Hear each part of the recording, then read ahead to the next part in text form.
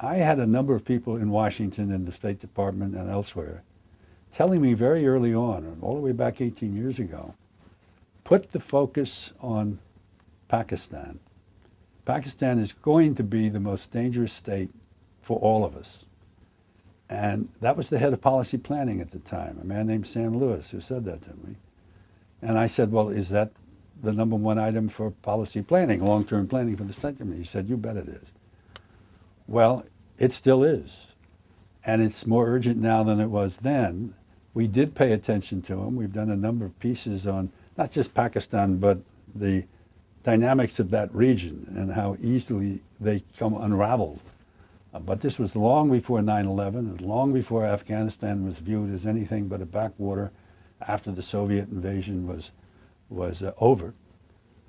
So I still remember that neither the State Department nor Foreign Affairs really grasped at that time just what a problem Pakistan could end up to be. Now, why do I call it a big problem now? Pakistan is a major state. It's not like Afghanistan, a backwater state. It has a big population, a lot of it, big military, nuclear weapons, and one of the great nation-to-nation conflicts that still goes on. If there's going to be another big nation-to-nation war, it's more likely to be between India and Pakistan than almost anybody else.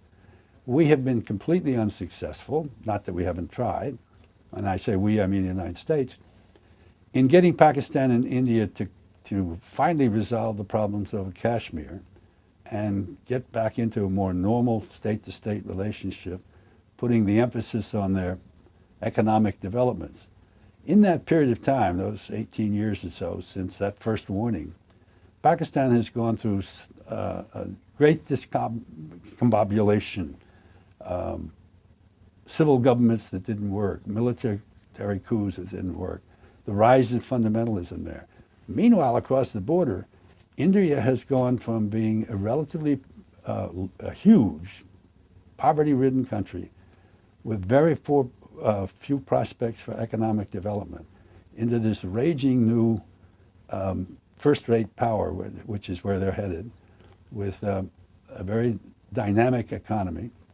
And so you have this contest between a fading Pakistan, if you will, and a rising India.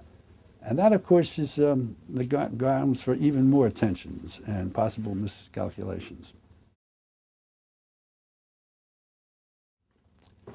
Well, one has to assume if there really was another all-out Indian-Pakistani war, that nuclear weapons would be used. And what the specific ramifications would be, it's hard to say. But a nuclear war, there's only been one use of nuclear weapons ever, is an incalculable risk with unintended consequences.